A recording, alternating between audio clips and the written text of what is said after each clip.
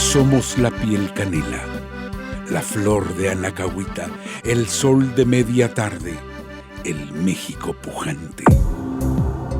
La semilla que germina, un acordeón solitario, la danza de Evangelina, una silla en el cerro, el machacado y de harina las tortillas. Somos delicioso Nuevo León. Comenzamos.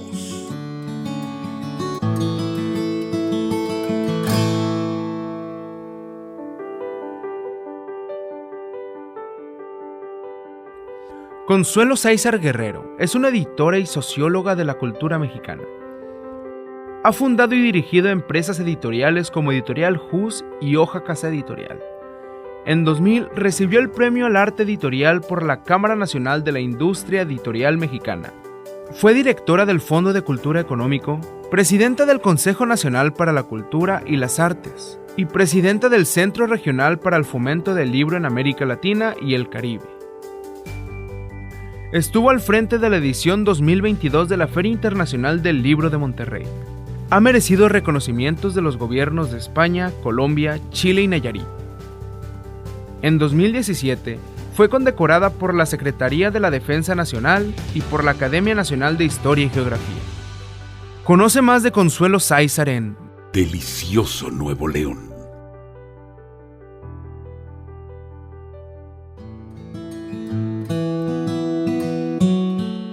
Bienvenidos a este delicioso espacio que hoy tenemos a esta deliciosísima mujer que yo admiro, quiero, es mi amiga y afortunadamente la tenemos aquí en Monterrey. No solamente en el estudio, sino que ya le digo yo a Consuelo, es la regia más regia de los regios. Consuelo Sáizar, gracias por acompañarme hoy. Querida Sonia, estoy feliz. Muchísimas gracias por esta invitación. Soy una admiradora de tu programa, una admiradora ferviente de toda la investigación que haces desde la perspectiva cultural de la comida. Soy una lectora devota de todo lo que escribes. No sé. Y además estoy feliz de poder conversar largo contigo y de que me des la oportunidad también de saludar a tus escuchas. Qué linda, muchas gracias, Consuelo. Fíjense que yo la conozco ya desde hace, algunos añotes. Como 3 lustros, más o menos. Sí, es correcto. Cuando Consuelo la invitan a ser presidenta de Conaculta en el 2008, si mi memoria no me falla. Yo estoy, como ya lo he platicado, en el patronato del Museo Arte Popular, teníamos mucho que ver con ella. Ya lo he platicado muchas veces, a ustedes no, a los que nos están escuchando no, pero me impresionó mucho el día que la conocí, el día que tuvimos allí en sus oficinas de Cracovia, una junta por el fideicomiso de este museo. Y bueno, su elocuencia, sus conocimientos, lo que ella sabe de libros, porque eso es como inicias, Consuelo, con los libros. Los que no conocen, bueno, ya les platicamos un poquito en la semblanza al inicio de quién es ella y cómo inicia, pero la vida de Consuelo han sido los libros, independientemente de esta sensibilidad que tiene a través de su forma de ser y de pensar frente al arte en todos sus aspectos. Está aquí gracias a la Feria del Libro del TEC de Monterrey que acaba de suceder, que fue un éxito rotundo, se desbordaba de gente, el lugar con muchas personas regiomontanas ávidas de ir, conocer, escuchar a todas estas personalidades de las letras, Consuelo, que trajiste. Yo me sentí muy orgullosa de ser regiomontana y estar ese día en la inauguración y posteriormente caminar en todos estos stands. Me llené de libros, por supuesto, de conocimiento. Estuve en algunas de las pláticas, no pude ir a todas, pero yo quisiera que les platicaras, Consuelo, un poquito de de este amor que tú le tienes a las letras, no solamente al libro como tal, sino a las letras desde niña, con ese abuelo que tenía un periódico, ¿verdad? Sí, sí, mi abuelo fundó un periódico en 1917, cuando el país se estaba conformando, mi abuelo Martín M. Sáizar. Pues él es un personaje muy peculiar porque desde muy chico quedó huérfano, era el mozo de una casa. En Acaponeta. En Acaponeta, Nayarit, que llega también por una cosa accidental. Y aprende a escribir y a leer a los 11 años y a los 17 funda un periódico y luego estudia periodismo por correspondencia. O sea, era un personaje muy peculiar que sí, muy admirable, y tenía, por supuesto, pues la imprenta allí en la casa. Yo crecí bajo el ruido, porque en ese momento las artes gráficas eran ruidosas. Ahora las artes gráficas son absolutamente, prácticamente silenciosas. Uno escribe y no se escucha, pero en aquel momento la impresión, la conformación de toda la tipografía era muy ruidosa. Bueno, es una fortuna, tú lo sabes también muy bien, cuando naces en una casa en donde hay libros, en donde hay arte, en donde en la mesa, que tú junto con los alimentos, lo sabes mejor que nadie, hay una conversación que te dota de un universo de intereses, que te va llenando de una atmósfera, que te vas preguntando por qué las cosas son así mientras que consumes tus alimentos. Laura Esquivel me decía que la elección más importante que hacemos al día es con quién vas a compartir los alimentos. Porque no solo estás compartiendo, digamos, sabores, olores, sino estás compartiendo también pensamientos y estás dejando tu alma en la palabra. Entonces, eso, cuando tú creces en una familia en que en la mesa se conversa, se platica largo, se comentan las noticias, se habla de tipografía, se habla de papel, se habla de si ya se imprimió la invitación para la señora de la esquina que su hija va a cumplir 15 años, pues uno se va enamorando de las letras y de la lectura, y eso fue lo que me pasó. Sí, es que como bien lo dices, la reflexión, Consuelo, el llenarte de un cúmulo de opiniones diferentes, sí, de conocimiento, te da la oportunidad de poder no solamente tener un criterio personal, sino respetar la forma de pensar de otras personas, porque vivimos en un mundo plural en muchos aspectos, en cuanto a política, en cuanto a ideologías, en cuanto a formas de llevar tu vida diaria. Y yo creo que eso es algo bien importante en lo que debemos de tener muy en cuenta, porque si no, pues nos pelearíamos el tiempo completo. ¿Cuánta gente no conocemos que es cuadrada, que no se sale de sus casillas, que no contempla la pluralidad? Y eso es un tema que se puede resolver a partir de la lectura y del conocimiento, de conocer la historia, de conocer la evolución, las diferentes formas de pensar del ser humano a través de los siglos. Y bueno, Consuelo llega en algún momento al Fondo de Cultura Económica, antes de ser presidenta de Conaculta. Otra vez los libros, otra vez la palabra se rodea de todos estos intelectuales. Y me gustaría que nos platicaras un poquito, Consuelo, de cómo ha sido tu trayectoria a partir de Conaculta, de estos nuevos escritores para ti que conociste, que seguramente fue la primera vez que tuviste contacto con ellos, aunque sí estabas en las letras desde muy joven, pero quiero pensar que en una editorial pues te llega gente que no pensabas que ibas a conocer.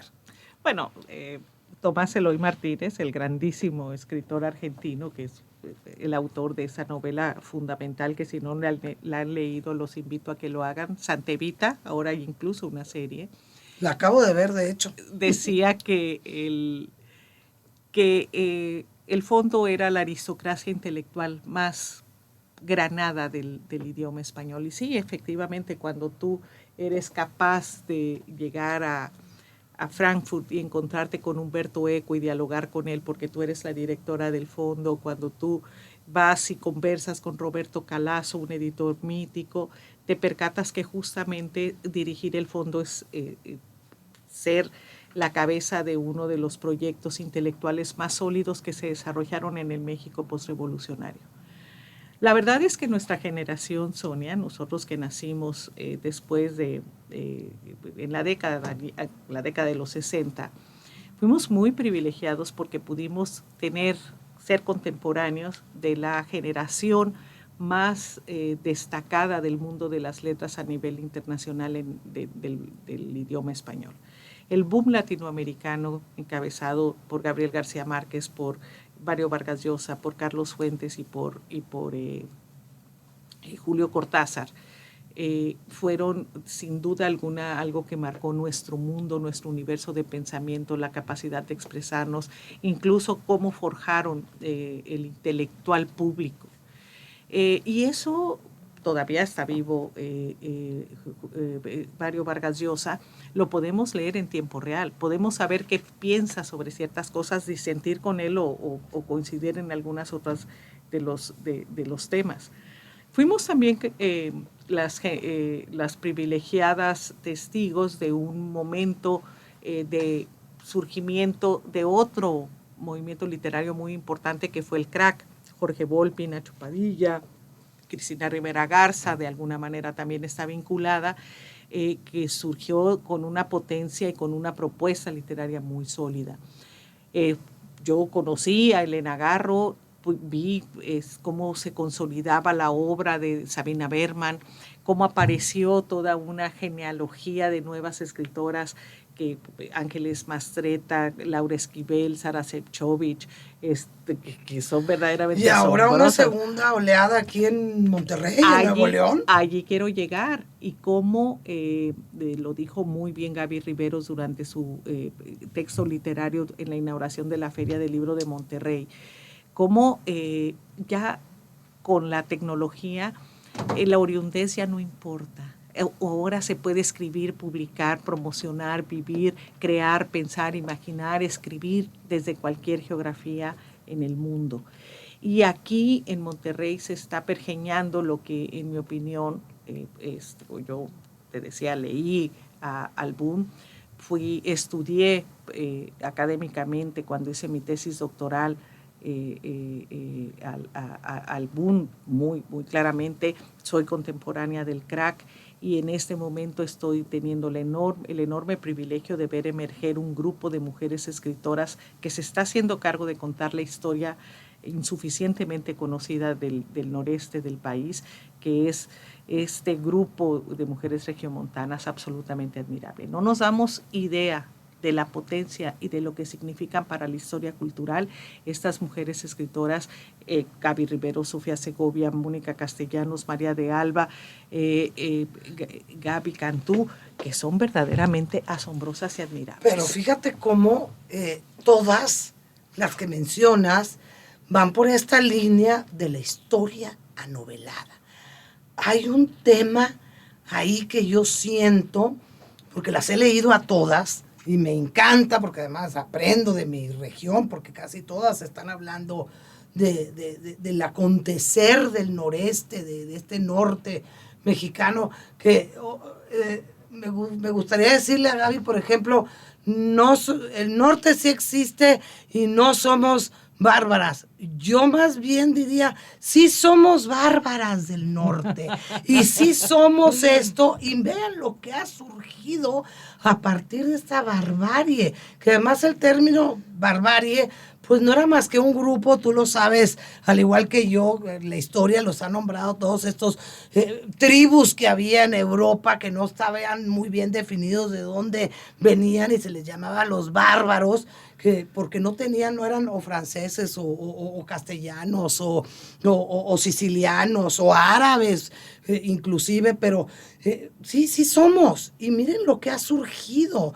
Pero a mí lo que me gusta y lo que yo quisiera saber, porque miren, les platico a los que nos están escuchando que para mí, con la llegada de Consuelo aquí a Monterrey, fue no solamente gratificante y de emoción, porque dije, lo que vaya a hacer va a ser bárbaro, pero viene una persona externa, no el exterior porque es mexicana, externa, con esa visión y con esa capacidad de analizar el contexto artístico cultural del estado, específicamente de Monterrey, con esas ganas, como dicen, viendo los toros desde la barrera, y me sorprende muchísimo todo lo que has encontrado, Consuelo.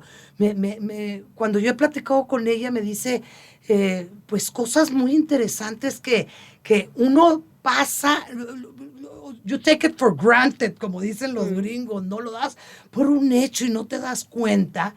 Entrando un poco al tema de la gastronomía, por ejemplo, Consuelo, a mí me gustaría, ahora yo que vivo en la Ciudad de México, me doy cuenta que hay muy poca investigación, por ejemplo, de la gastronomía norestense. ¿Por qué?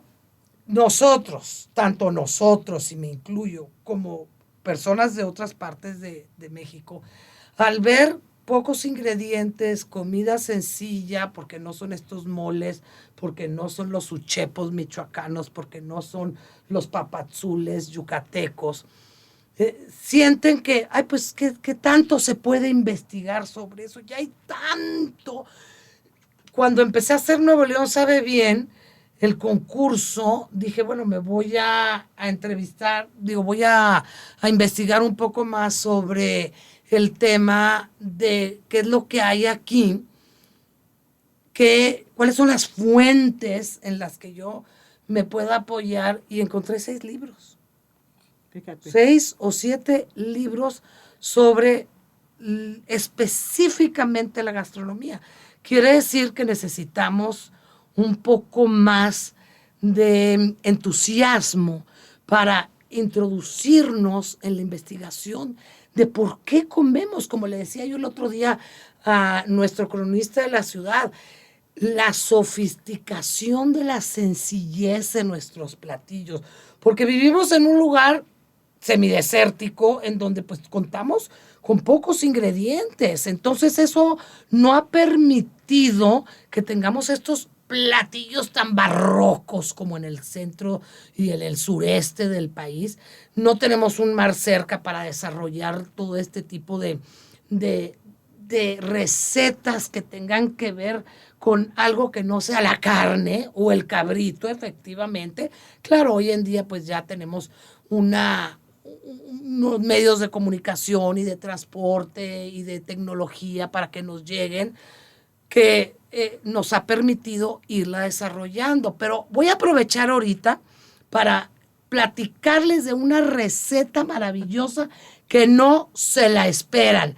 Vámonos a la receta. Es hora de encender el fogón y alimentar la creatividad con la receta.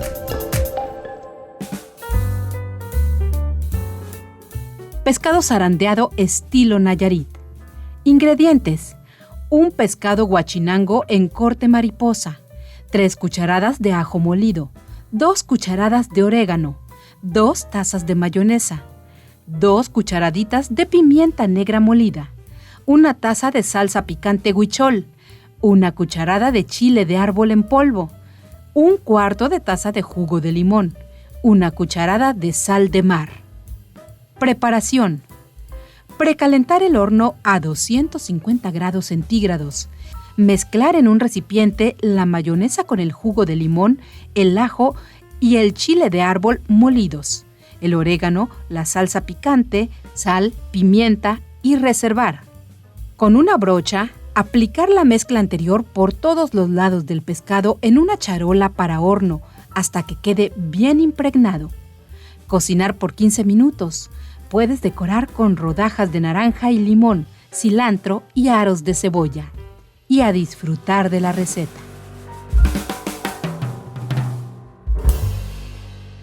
Estás escuchando Delicioso Nuevo León.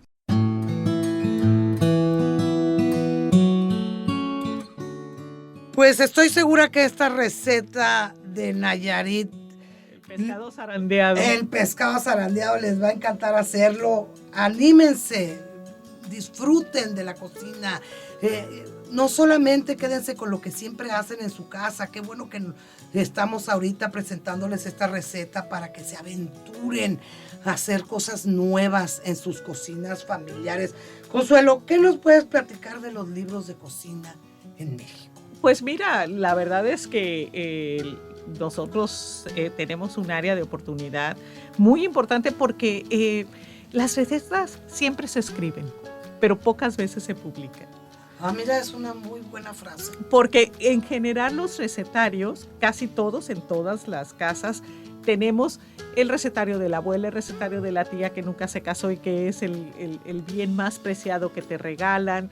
Y luego, pues allí antes se fotocopiaba, ahora se captura y entonces se distribuye entre toda la familia, ¿no? Y hay tías, personas que no comparten su receta y que se llevan sus sabores a la muerte. Totalmente de acuerdo. Yo muchas veces me he preguntado por qué es eso, y supongo que porque entienden que la magia es personal y que hacer, como decía, cito de nuevo a Laura Esquivel, que cocinar es convocar a la magia, hacer magia, preparar la magia, o sea, es conjuro y es también una parte de elaboración. Entonces, lo que tendríamos que hacer, esa es mi sugerencia para todos los que nos están escuchando, que les gusta cocinar, es que escriban sus recetas. 1. 2. Que las compartan con quien más quieran. 3. Que hagan algunos libros, así como hay clubs de lectura que son tan preciados aquí en Monterrey, pues que hagan también unos clubs de cocina.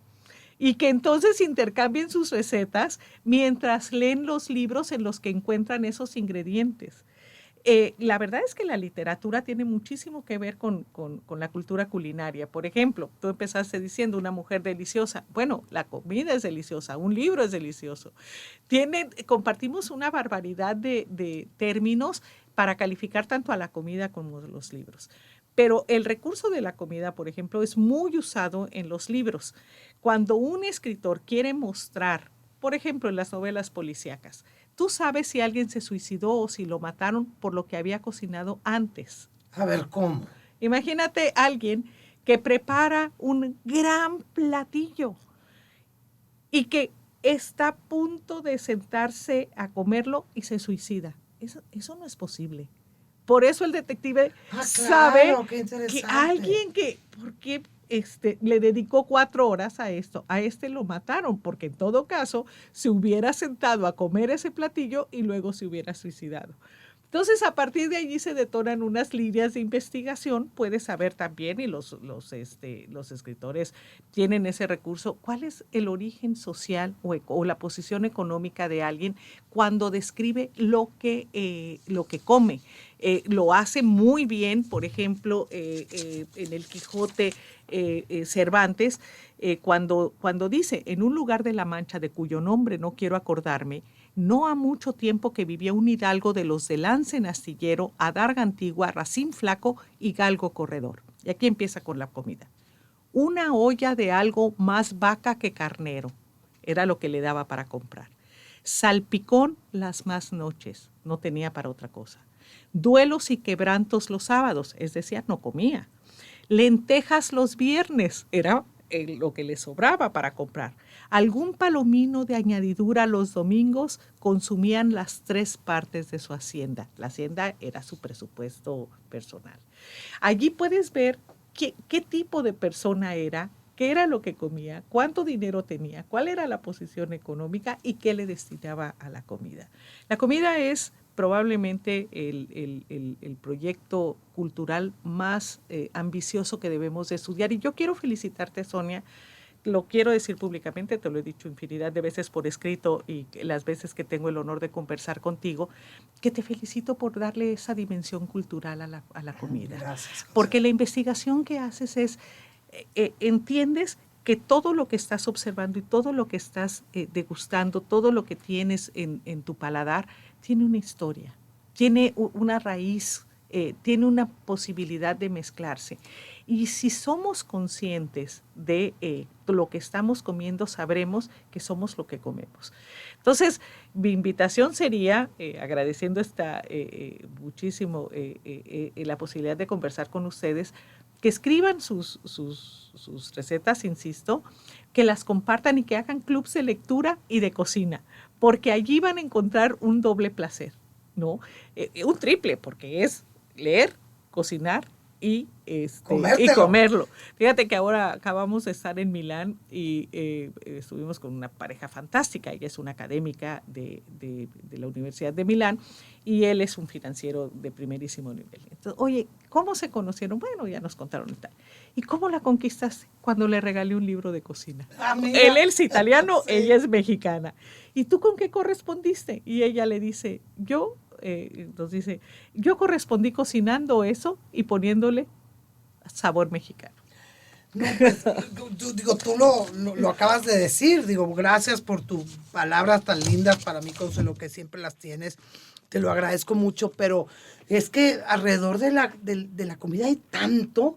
Acabo de escribir, por ejemplo, de las patas de cangrejo, de estas de Alaska, y en realidad no era la historia del cangrejo de Alaska como tal, era la historia del oficio más peligroso del mundo, que es ir a pescarlo en el estrecho de Bering, con este mar turbulento, en donde hay aquellos vientos, donde les cae agua, donde hace mucho frío, entonces se congela el agua que cae en el barco, en fin, pero todo eso trae una historia atrás. A mí lo que me apasiona, al igual que a ti, es la historia de lo que nos acontece, de lo que aconteció en un pasado y cómo está todo relacionado, en mi caso particular, que a mí me interesa la historia, cómo se relaciona con la cocina. Me encanta y me gusta mucho, pero a ver tal o cual ingrediente, de dónde es, cómo llegó a América, cuándo llegó,